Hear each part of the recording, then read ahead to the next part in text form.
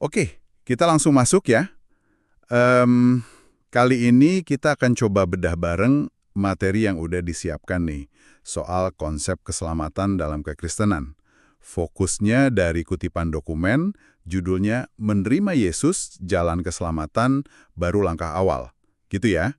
Nah, misi kita hari ini simpel aja. Kita mau coba tangkap inti dari ayat-ayat kunci yang dikutip di sana, terutama soal jaminan keselamatan. Terus peran sentral Yesus itu gimana sih menurut sumber ini? Yuk kita lihat deh apa aja yang paling menonjol.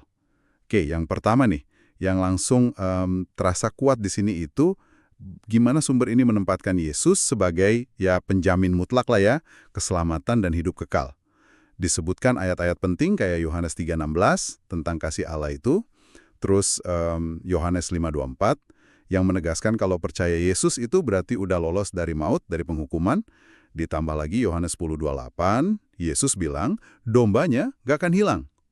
Ada juga Roma 10:9 soal pengakuan iman. Jadi kesan awalnya tuh Yesus ini kayak, ya kunci utama gitu ya. Iya, betul. Dan menyambung soal kunci utama itu tadi ya yang menarik, sumber Anda ini sangat menekankan eksklusifitas Yesus. Benar-benar digarisbawahi. Jadi bukan cuma salah satu jalan, tapi ditegaskan sebagai satu-satunya jalan ke surga dan kepada Bapa. Ini kan jelas banget merujuk ke klaim Yesus sendiri di Yohanes 14 ayat 6, akulah jalan dan kebenaran dan hidup itu. Terus juga kisah para rasul 4 ayat 12 yang bilang, ya, nggak ada nama lain untuk keselamatan gitu kan. Dan ini diperkuat lagi sama 1 Yohanes 5 ayat 11-12 bahwa hidup kekal itu adanya di dalam Yesus, di dalam anak. Jadi pesannya itu wah kuat sekali ya soal keunikan posisi Yesus ini. Nah ini jadi kayak benang merahnya ya. Soalnya sumber ini juga nyebutin peran-peran Yesus lainnya yang semuanya kayaknya mengarah ke sentralitasnya itu. Dia disebut sebagai satu-satunya perantara gitu kan antara Allah dan manusia. Ada di 1 Timotius 2 ayat 5, Ibrani 9:15 juga. Terus sebagai raja dan imam agung yang ditinggikan Allah. Wah, ini Filipi 2 ayat 9-11 sama Matius 28 ayat 18 soal segala kuasa di sorga dan bumi.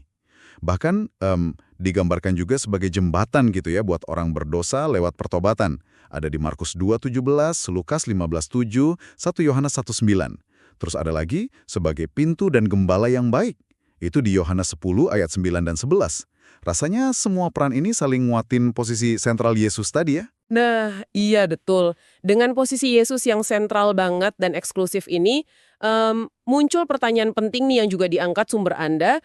Pertanyaannya gini, apakah kalau udah jadi Kristen, itu otomatis tiket surga udah di tangan? Nah, disinilah pembahasannya jadi lebih, lebih dalam lagi. Sumber ini mengutip ayat kayak Matius 7 ayat 21, yang bilang, bukan setiap orang yang berseru, Tuhan, Tuhan, akan masuk, gitu kan? Atau Lukas 6:46, dan Yakobus 2:17, ini yang terkenal, soal iman tanpa perbuatan itu mati. Nah, dari situ sumber ini kasih jawaban yang cukup lugas ya, tidak otomatis. Oh, jadi nggak otomatis ya. Berarti meskipun dasarnya keselamatan itu anugerah lewat iman, kayak yang Efesus 2:8 bilang, tapi sumber ini ngasih penekanan besar kalau iman itu harus hidup gitu ya, harus nyata. Maksudnya iman yang kelihatan dari ketaatan, dari perbuatan sehari-hari, bukan sekedar oh saya Kristen gitu aja. Ada peringatan keras juga kan ya di situ soal iman yang mati atau bahaya murtad meninggalkan iman. Sumber ini ngutip Ibrani 10:38, terus Matius 24:13 soal pentingnya bertahan sampai akhir. Dan yang ini nih cukup menantang ya, Filipi 2:12 yang nyuruh kerjakanlah keselamatanmu dengan takut dan gentar. Gimana tuh maksudnya? Nah iya, mungkin frasa mengerjakan keselamatanmu di Filipi 2:12 itu sekilas kedengerannya agak bertentangan ya sama konsep anugerah murni gitu. Tapi sepertinya cara sumber ini memakainya itu untuk menunjukkan bahwa iman yang sejati itu ya nggak pasif, nggak diam aja, ada semacam tanggung jawab gitu untuk memelihara iman itu, yang dibuktikan dengan kesungguhan, dengan kesetiaan. Takut dan gentar di sini mungkin bukan soal ketakutan dihukum ya, tapi lebih ke rasa hormat yang wah mendalam banget dan keseriusan dalam menjalani hidup baru itu.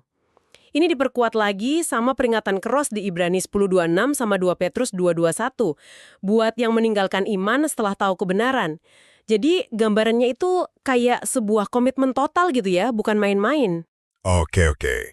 Jadi Kalau kita coba tarik kesimpulan nih ya, dari materi yang Anda berikan ini. Intinya sih, Yesus ditampilkan sebagai satu-satunya jalan masuk keselamatan. Itu jelas. Dan itu sepenuhnya anugerah lewat iman. Tapi, nah ini tapinya, iman yang dimaksud di sini, menurut sumber ini ya, adalah iman yang aktif. Iman yang perlu dipelihara, perlu dibuktikan dalam tindakan nyata, dan dijaga dengan setia sampai akhir. Jadi bukan sekedar label atau status di awal aja, tapi ini sebuah perjalanan. Perjalanan transformasi hidup yang pusatnya ya Kristus.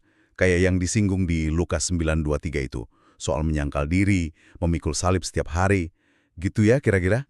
Iya, tepat sekali.